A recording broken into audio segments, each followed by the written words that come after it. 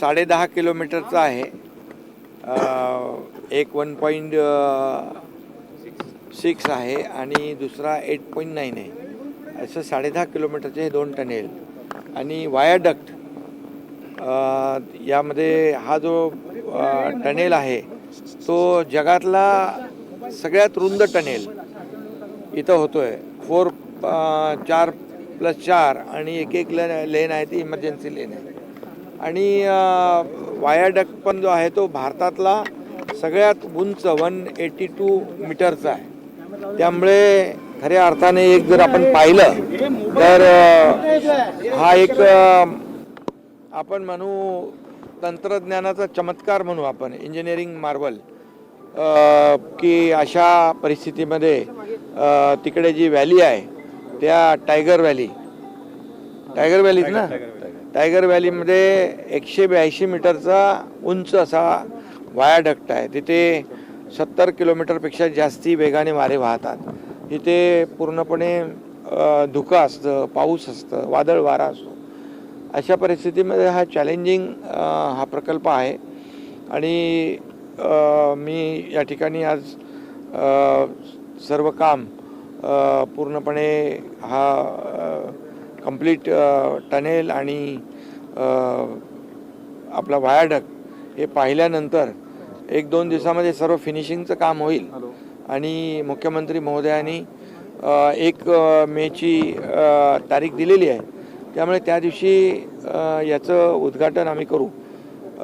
पण या ठिकाणी मला सांगायला आनंद होईल की एवढं मोठं चॅलेंजिंग हा प्रकल्प असताना MSRDCने हे चॅलेंज स्वीकारून हा टनेल आणि वायाडक्ट पूर्ण केलेला आहे.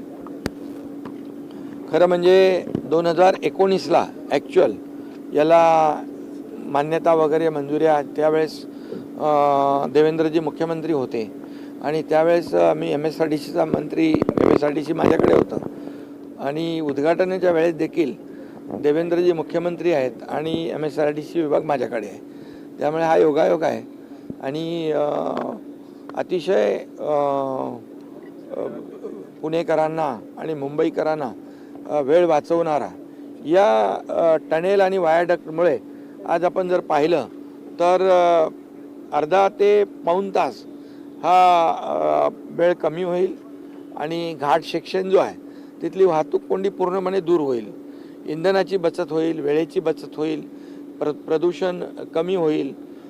त्यामुळे खूप मोठ्या प्रमाणावर जसं मुंबई पुणे एक हा जो प्रकल्प त्या काळामध्ये हिंदुहृदय सम्राट बाळासाहेबांच्या संकल्पनेतून MSRDCचे तत्कालीन मंत्री आता केंद्रीय मंत्री नितीन गडकरी साहेबांनी त्यावेळेस केला. आणि त्यावेळेस देखील आपण पाहिलं की हा फक्त मुंबई पुणे रस्त्यामुळे जे डेली अपडाऊन लोक करू लागले.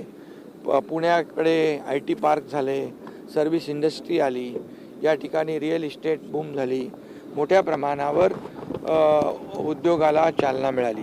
आणि त्यामुळे हा सगळ्यात महत्त्वाचा हा Mumbai Pune access control road पहिला होता. तो भारतातला आपला पहिला ॲक्सेस कंट्रोल. नंतर आपण समृद्धी महामार्ग केला. पण या टनेलमुळे पूर्णपणे अपघात कमी होऊन जातील, वेळ वाचेल, इंधन वाचेल, प्रदूषण कमी होईल आणि मुंबई पुणे हे प्रवास जो आहे हा अतिशय सुसाट होईल आणि लोकांना सोयीचा होईल. लोकांना याचा खूप फायदा देणारा हा प्रकल्प आहे. मिसिंग लिंक या प्रकल्पामुळे एकतर पुणे मुंबईचं अंतर कमी झालं, त्यासोबत प्रवास हा अधिक सुरक्षित झाला. मात्र साधारणतः 6,700 कोटी या प्रकल्पासाठी खर्च झाले. टोलच्या बाबतीत काही धोरण असणार आहे का? टोल वाढणार आहे का? या वाढवला जाणार आहे का या बाबतीत? कारण जो खालापूरला जो टोल नाका आहे या टोलमध्ये काही वाढ होणार आहे का?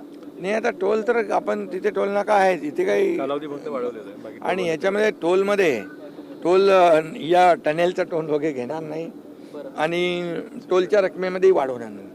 पण एखाद्या आपण पाहतोय की किल्ल्याचं स्वरूप किल्ला बघा ना, हे बघा ना आपण इथं, कारण हे 4-5 गड आहे तिथे आपल्या तिकोना आहे, लोहगड आहे आणि विसापूर आहे, तिकोना आहे, अशा प्रकारचे गड किल्ले आहेत.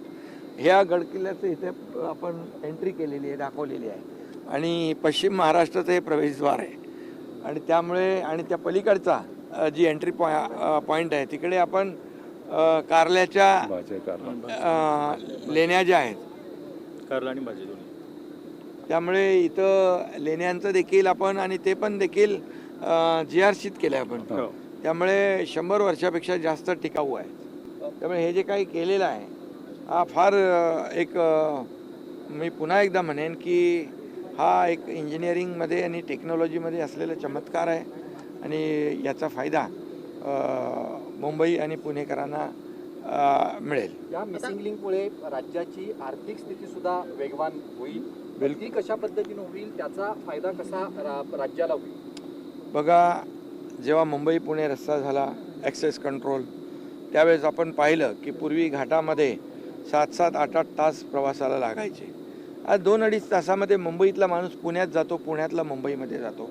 तिकडे पण पाहिलं आपण की service industry, IT industry, real estate ह्या सगळ्या ज्या काही त्याच्यामध्ये वाढ झालेली आहे, उद्योग वाढलेत आणि मुंबईला देखील रोज लोक ये जा करू लागलेले आहेत. आणि आता त्याच्यामध्ये आत्ता जो घाट आहे या घाटामध्ये 10 लेनचं आपण 3 लेनमध्ये जातो नाही का. 10 लेन आहेत त्याच्या 3 लेनमध्ये जातो. घाटामध्ये अडचण होते, तिथे वाहतूक कोंडी होते आणि अपघातही होतात. या मिसिंग लिंकमुळे हे सगळे अपघात बिलकुल शून्यावर येतील.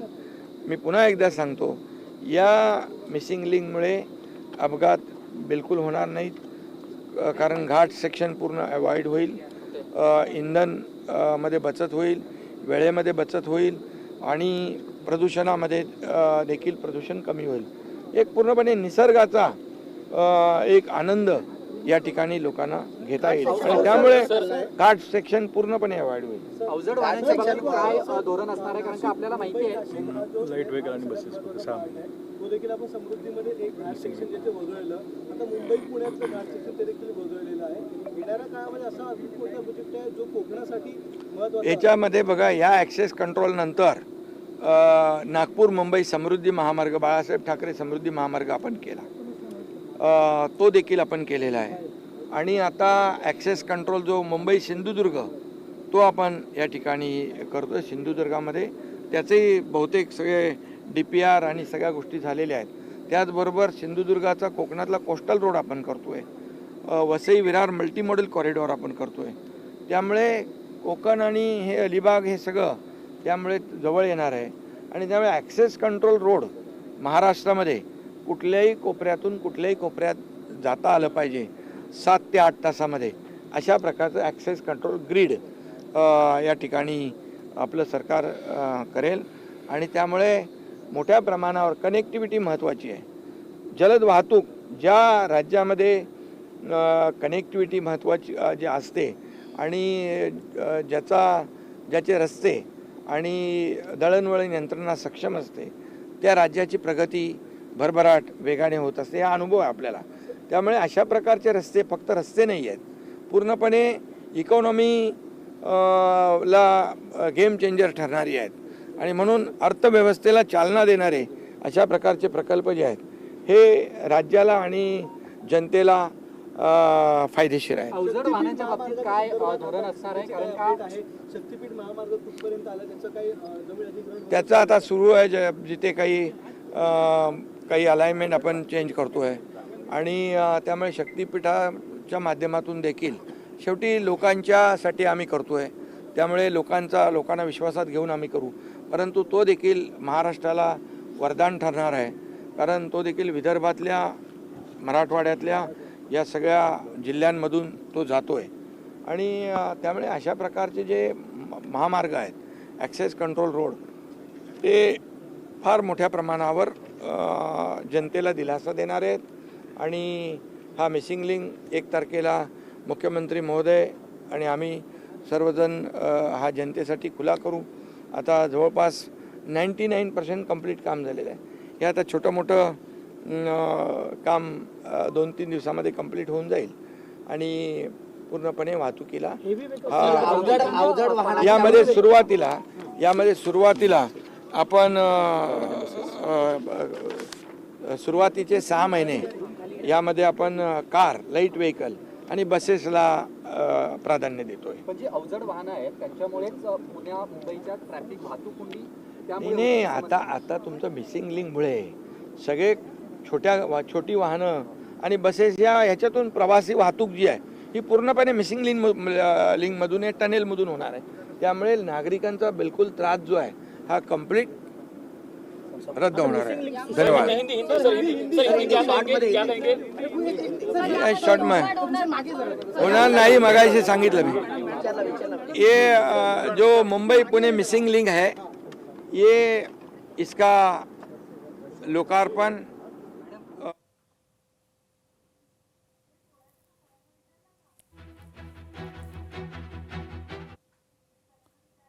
मैं एज ए मिनिस्टर यहाँ आया हूँ और मैंने देखा है बहुत ही समाधानकारक काम हुआ है. अभी काम अंतिम फेज में है, ख़त्म हो जाएगा 2-3 दिन में और 1 मई को इसका लोकार्पण होगा. ये जो मिसिंग लिंक है ये मैं कहूँगा कि एक इंजीनियरिंग मार्वल है, क्योंकि बहुत ही चैलेंजिंग टफ ये प्रोजेक्ट है. यहाँ पर जो वायाडक्ट है, वायाडक्ट की ऊंचाई जो है देश में सबसे ज़्यादा है. 182 मीटर का पिलर्स वो पाइलॉन है और केबल स्टेड ये है. और ये जो टनल है 10.5 किलोमीटर का है और इसका वाइडिंग जो ये दुनिया का सबसे वाइडेस्ट टनल है. दुनिया का सबसे वाइडेस्ट टनल ये अभी बनाया है और भारत का सबसे ऊंचा ये वायाडक्ट है. इसीलिए मैं कहा कि एक टेक्नोलॉजी और इंजीनियरिंग का एक चमत्कार कहेंगे हम, क्योंकि ऐसे परिस्थिति में जहाँ वायाडक्ट है, ये टनल हुआ है, यहाँ जोर की बारिश होती है, हवा तेज चलती है या फोगस रहता है और ऐसे परिस्थिति में इसको काम करना इतनी ऊंचाई पे ये आसान काम नहीं है. और ये जो काम पूरा हुआ है इससे मुंबई पुणे का ट्रैवल टाइम लोकशाही मराठी ऐका, पहा, जागरूक रहा.